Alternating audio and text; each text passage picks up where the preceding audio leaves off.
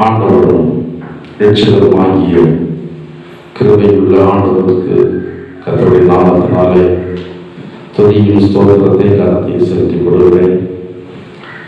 இந்த 2025ஆம் வருடத்தின் கடைசி பகுதியிலே கர்த்தர் நம்மை ஜீவனோடு காத்து கர்த்தர் நாமத்தை மகிமைப்படுத்த ஒரு வாய்ப்பை தந்திருக்கிறார். தேவனுடைய சன்னிதானத்திலே நாம் அமர்ந்திருப்பது என்பது மிக மிக ஆசீர்வாதமானது. பக்தன் தாவீது ஒரு வேத பகுதியில் சொல்கிறார், நான் காலையிலே ஆயத்தமாகி வந்து கர்த்தருடைய சன்னிதானத்திலே காத்திருப்பேன் என்று சொல்கிறார். காத்திருக்குதல் என்று பார்க்கும்போது ஏதோ ஒரு காரியத்தை எதிர்பார்க்கிறதை நாம் அறிந்து கொள்ளலாம். எதிர்பார்ப்பு இல்லாமல் யாரும் காத்திருப்பது இல்லை. ஏதோ ஒரு காரியத்தை எதிர்பார்த்து மனிதர்கள் காத்திருக்கிறது உண்டு. ஆனால் தாவீது நான் ஆயத்தமாகி காலையிலே நானுடைய பாதத்திலே காத்திருப்பேன் என்று சொல்வது இதற்கென்றால் தேவனுடைய கிருபைகளை இன்னும் பெற வேண்டும் என்று சொல்லி மோசேயினுடைய சங்கீதம் இதத்திலே உண்டு. அதில் ஒரு பகுதியில் சொல்லப்பட்டிருக்கிறது, உடைய கிருபையால் எங்களை திருப்தியாக்கும் என்று சொல்லி அவர் என்ன செய்கிறார், ஜெபிக்கிறார். மோசேயினுடைய ஜெபம் சங்கீதத்தினுடைய பகுதியில் எழுதப்பட்டிருக்கிறது. இவ்விதமாக தேவனுடைய பிள்ளைகள் எல்லாருமே தேவனுடைய கிருபைகளை அதிகமாக விரும்பினார்கள். அதற்காகவே காத்திருந்தார்கள். இந்த பூமியில் உள்ளதான எல்லா மேன்மைகளை விட தேவனுடைய கிருபை மட்டுமே கர்த்தருடைய பிள்ளைகளுக்கு மிக மேன்மையானது. இது ஒரு மாபெரும் பொக்கிஷம். கிருபையினுடைய அளவு என்பது ஒவ்வொருடைய வாழ்க்கையிலும் வித்தியாசப்படுகிறது, வேறுபடுகிறது. எல்லாருடைய வாழ்க்கையும் ஒரே அளவில் கிருபை இல்லை. இந்த கிருபை எந்த அளவுக்கு நாம் அதிகமாக பெற்றிருக்கிறோமோ அந்த அளவுக்கு நம்ம ஆன்மீக காரியங்களிலும் சரீர பிரகாரமான காரியங்களிலும் நாம் மேன்மை அடைய முடியும். இந்த கிருபைகளை கர்த்தருடைய பிள்ளைகள் உணர்ந்து கொள்ள முடியும். ஞானவான்கள் கர்த்தருடைய கிருபையை உணர்ந்து கொள்ளுகிறார்கள். நாம் அநேக விதமான காரியங்களை குறித்து சிந்திக்கிறோம். நாம் பெற்றிருக்கிறதான கிருபை எந்த அளவுக்கு இருக்கிறது என்பதை நாம் அநேக வேளைகளிலே சிந்திக்க தவறி விடுகிறோம். நம்மில் தேவனுடைய கிருபை எந்த அளவுக்கு இருந்தது, நம்முடைய குடும்பங்களிலே தேவனுடைய கிருபை எந்த அளவுக்கு இருந்தது, இப்போது இருக்கிறது. நாம் செய்கிற எல்லா காரியங்களிலும் தேவனுடைய கிருபை எந்த அளவுக்கு இருந்தது, இப்போது இருக்கிறது. இதை நாம் அடிக்கடி சிந்தித்து பார்க்க வேண்டும். இந்த கிருபை இருக்கிறது, இந்த கிருபை என்னில் பெரிதாக இருக்கிறது என்பதை எந்த அளவுக்கு நம்முடைய இருதயம் நம்பி இருக்கிறதோ அந்த அளவுக்கு தேவன் பேரில் நமக்கு அன்பு வரும். அந்த அளவுக்கு இன்னும் தேவனுடைய கிருபைக்காக நாம் என்ன செய்வோம், காத்திருப்போம்.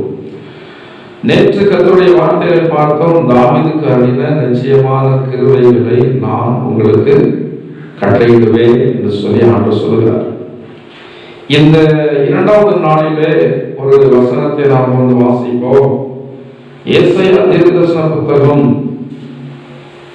அதனுடைய 54வது அதிகாரம் 8வது வசனத்தை வாசிப்போம். அற்ப காலம் மூண்ட கோபத்தினால் என் முகத்தை இமைப்பொழுது உனக்கு மறைத்தேன், ஆனாலும் நித்திய கிருபையுடன் உனக்கு இறங்குவேன் என்று கர்த்தராகிய ஒரு மீட்பர் சொல்லுகிறார். நித்திய கிருபை. நித்திய கிருபை என்றால் அந்த கிருபை முடிவில்லாதது. சவுடைய வாழ்க்கையிலே கிருபை நித்தியமாக இல்லை. சவுடைய வாழ்க்கையிலே ஆண்டவர் கொடுத்ததான கிருபையை அவரை விட்டு எடுத்துக்கொண்டார். இன்னைக்கு நிறைய பேர் கிருபை காத்துக்கொள்ள முடியாதவர்களாக நிர்பந்தமான நிலைமையிலே இருக்கிறார்கள்.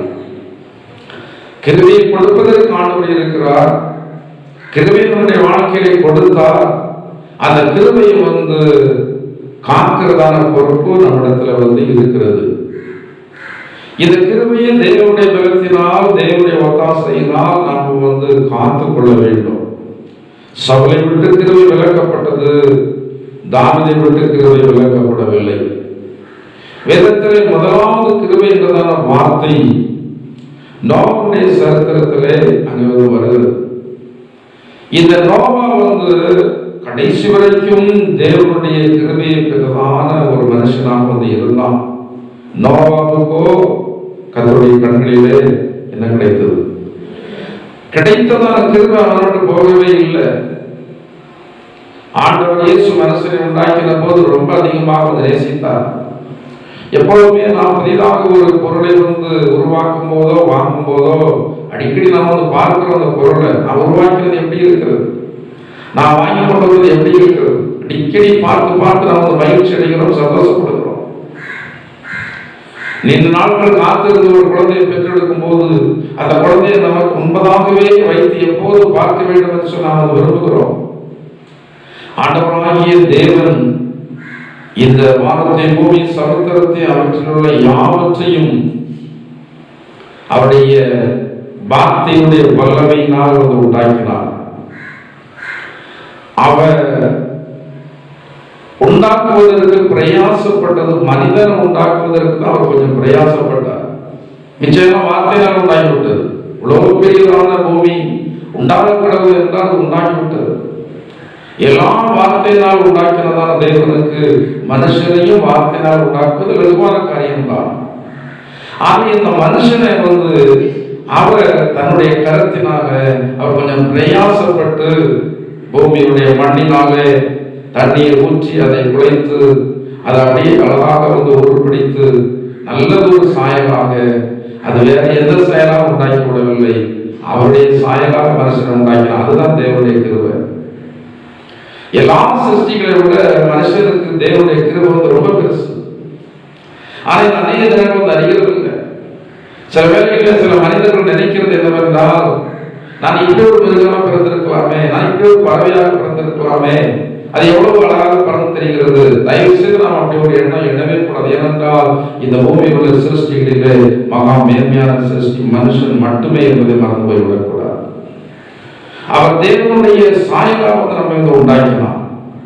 தேவனுடைய சாயல் என்பது நாம் எப்படி இருக்கிறோமோ விதமாகத்தான். இன்றைக்கு தேவன் பல உருவங்களிலே மனிதர்களால் உண்டாக்கப்படுவது. அவர்கள் அவருடைய ஞானத்திற்கு ஏற்ப, அவருடைய புத்திக்கு ஏற்க அவருடைய தெய்வங்களை உருவாக்கி வழிபட்டு வருகிறார்கள். அதனுடைய ஆண்டவரை நாம் எந்த உருவத்திலையும் உருவாக்கி விட முடியாது. அவர் சொல்றாரு, வானமையானது சிங்காசனம், பூமியானது பாதபடி. எவ்வளவு பெரிய உருவத்தை உருவாக்க முடியும் அவருக்கு? அதுதான் தாவீது வேதத்தில் சொல்லும் போது, நான் தேவனுக்கு எப்படிப்பட்டதான ஒரு ஆலயத்தை கட்டுவேன், அவர் வானாதி வானங்களும் கொள்ளக்கூடாது. இந்த ஆராதன ஸ்தலம் என்பது அவரை ஆராதனை பண்ணுவதற்கு மட்டுமே. அவரை இந்த சிறியதான ஒரு கோயிலுக்குள்ள என்ன செய்ய முடியாது, அடைக்கி விட முடியாது.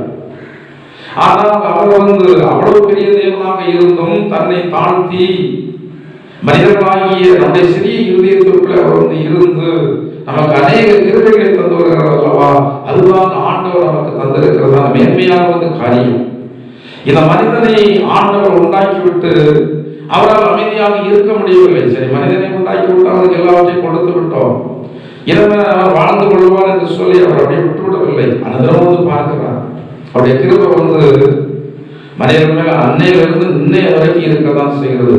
ஆனால் பாழாகி போகிறதான் மனுஷன் அந்த கிருபையை என்ன செய்கிறது, உணர்ந்து கொள்கிறது. அன்றும் தேவனுடைய கிருபை உங்களில் எவ்வளவு செயல்பட்டு வருகிறது என்பதை நீங்கள் உணர்ந்து கொள்ள முடியாதவாறு இருக்கிறீர்கள். உணர்வில்லாத இருதயம் எல்லடைந்தது. தேவனுடைய ஒளி உங்களுக்குள் வாசமாய் இருக்கும் என்றால் தேவனுடைய கிருபையை நீங்கள் நிச்சயமாக உணர்ந்து கொள்வீர்கள். ஆண்டவர் மனிதனுக்கு கொடுத்தது நித்திய கிருபை. அந்த கிருபைக்கு என்ன இல்லை, முடிவு இல்லை. அந்த கிருபைக்கு என்ன கிடையாது, முடிவு கிடையாது. அந்த கிருபை வல்லமை உள்ளது, அது முடிந்து விடாது. என்னைக்கு நம்மிடத்தில் அந்த கிருபை கொடுக்கப்படுகிறதோ அந்த கிருபை முடிவில்லாதபடி நம்மோடு இருந்து கொண்டேதான் இருக்கும். ஆனால் அநேக வேலைகளிலே நாம் அந்த கிருபையை இழந்து போய் விடுகிறோம். வேதத்தில் யோனா தீர்க்கதரிசன புத்தகத்தில் சொல்லப்பட்டிருக்கிறது, பொய்யான மாயையை பற்றி கொள்கிறவர்கள் தங்களுக்கு இருக்கிறதான கிருபையை என்ன செய்கிறாங்க? போக்கடிக்கிறாங்க, போக்கிட்டாங்க. கிருபை வந்து போக்கடித்து விட்டார்கள். இந்த கிருபை நினைக்க கிருபை இன்னும் பெருகும், இருந்ததான கிருபைகள் அதிகமாக பெருகும். அன்றைக்கு அந்தரமும் அந்த உண்டாக்கினதான மனுஷனை பார்த்து அவனுக்கு ஏதாயும் குறைவு இருக்கிறதா, அவன் ஏதாயும் குறைவு இடத்துல சொல்கிறானா என்று சொல்லி அனந்தரமும் பார்த்து அவரோட பேசிக்கொண்டே இருந்தது அவருடைய கிருபை. அப்போதுதான் அவர் ஒரு காரியத்தை அறிந்து கொண்டார் மனுஷனிடத்துல. எல்லாம் சரிதான், எல்லாவற்றையும் உண்டாக்கிட்டாரு, மனுஷனே உண்டாக்கிட்டாரு, எல்லாம் சரிதான். ஆனால் இவருக்கு ஒரு துணை வந்து என்ன செய்கிறது? அந்த துணை கொடுக்கப்பட்டதும் தேவ கிருபை. அதான் வேதத்தில் சொல்லப்பட்டிருக்க, புத்தியுள்ள மனைவியோ கர்த்தரும் இவர் ஒரு கிருபை. ஆனால் நிறைய பேர் வந்து தேவனுடைய கிருபையை வந்து உணர்ந்து கொள்ள முடியாதவர்களாக இருப்பது போல நாம் விதமாக இருந்துவிடக்கூடாது. நோவாவுக்கோ கர்த்தருடைய கண்களிலே கிருபை கிடைத்தது. நோவாவுக்கு கிடைத்தது நித்திய கிருபை. ஆனால் அவன் நாட்களில் வாழ்ந்ததான மனிதர்களுக்கு இருந்ததான கிருபையெல்லாம் போய்விட்டது. அந்த கிருபையை இன்னும் அதிகமாக மனிதர்கள் பெற வேண்டும் என்பதற்காகத்தான் நீதிமானாகிய நோவாவை கொண்டு ஒரு நீதியை ஆண்டு வந்து பிரசங்கிக்க சொன்னாங்க. என்ன நீதி? மழை வரப்போகிறது, அந்த மழை பயங்கரமாக இருக்கும், அது பேரழிவை உண்டாக்கும். ஆண்டவர் உங்கள் மேல கிருபை பாராட்டி அவர் சொல்றாரு, நீங்கள் எல்லாம் எங்க வாருங்க, பேழைக்குள் வாருங்கள், உங்களுக்கு அந்த நித்திய கிருபையை நான் வந்து தருகிறேன் என்று சொல்லி இந்த நோவா மூலமாக சொல்றாரு. ஆனா சொன்னதான நோவாவுக்கு கிடைத்தது பரிகாசம். இந்த நோவாவுக்கு கிடைத்தது வந்து ஏளனமான வார்த்தைகள் தான். இந்த நோவா பாடுபட்டான், பிரயாசப்பட்டான், பேழையை வந்து என்ன செய்தான்? உண்டாக்கி விட்டான். அவன் சொன்னது ஒரு காரியத்தை சொன்னான். அது யாருக்காக சொன்னான்? எல்லா ஜனங்களும் அந்த கிருபையை பெறணுமே, இந்த கிருபையின் பேழைக்குள்ள வர வேண்டுமே. அந்த பேழை என்பது எதுதான்? கிருபை. அந்த பேழை இன்னைக்கு எதுவாக இருக்கிறது? கிருபையினாலே விசுவாசத்தை கொண்டு ரட்சிக்கப்பட்டீர்கள் சொல்லப்பட்டிருக்கிறது.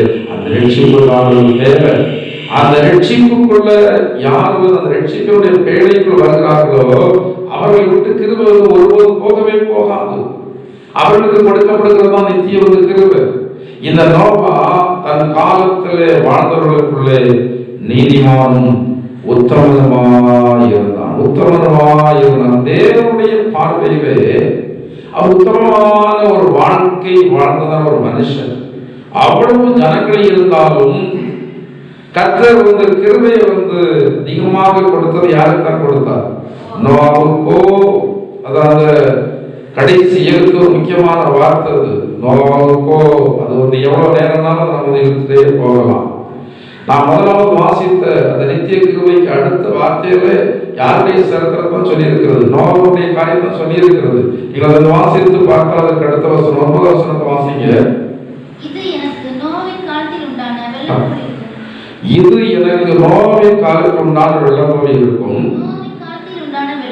நோவாவின் காலத்தில் உண்டான வெள்ளம்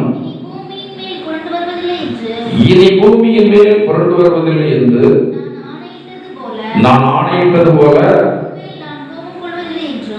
உன்மேல் நான் கோபப்படுவதை இல்லை என்றும் உன்னை நான் கடிந்து கொள்வதை இல்லை என்றும் ஆணையிட்டேன். நோவாவினுடைய அந்த ஜலப்பிரளயத்தை இந்த இடத்துல அது நினைவுகளாக எழுதப்பட்டிருக்கிறது. அவ்வளவு ஜனங்கள் இருந்தும் இந்த நோவாவுக்கு ஆண்டவர் கொடுத்ததான அந்த நித்திய கிருபையினால அவன் அழிந்து போகாதபடி காக்கப்பட்டான். நாமெல்லாம் ஏதோ கொஞ்சம் கிருபையை பெற்றுவிட்டு இருப்பது அல்ல, நாம எல்லாம் நித்தியமான கிருபையை பெற்றிருக்கிறோம். இந்த நித்தியமான கிருபை நம்மை அழிவில் இருந்து காக்க போகிறது. இந்த பூமி எல்லாம் அழிய போகிறது. வேதம் சொல்கிறபடி இந்த பூமி அக்கினிக்கு இரையாக வைக்கப்பட்டிருக்கிறது. நிச்சயம் ஒரு நாள் இந்த பூமி வந்து அக்கினிக்கு இரையாகும். வேதத்தில் சொன்னது இதுவரைக்கும் நடந்து கொண்டிருக்கிறது. அது ஒருபோதும் என்ன செய்யாது, மாறாது. ஆனால் நோவாவுடைய வெள்ளம் இனி பூமியில என்ன செய்வது? ஆங்காங்கே வெள்ளம் இருக்கும். நோவனுடைய காலத்தில் வந்ததான வெள்ளம் பூமியை அழிக்கக்கூடியதான வெள்ளமாக இருந்தது. அப்படி ஒரு வெள்ளம் இனிமே பூமியில வருவதில்லை. இது அடிக்கடி ஆண்டவர் மனிதனுக்கு நினைவுபடுத்தும்படியாகத்தான் வானத்துல எதை வச்சிருக்கிறார். வானத்தில் மனுஷனால உண்டாக்க முடியாது. ஆனா அது எதை நினைவுபடுத்துகிறது? தேவனுடைய உடன்படிக்கையை நினைவுபடுத்துகிறது. தேவ மனுஷனோடு உடன்படிக்கை பண்ணினார். இனிமேல் நான் இந்த பூமியை வெள்ளத்தினால் அழிக்க மாட்டேன். அவர் உடன்படிக்கை பண்ணதில் இதுவரைக்கும் உண்மையாகத்தான் இருக்கிறார்.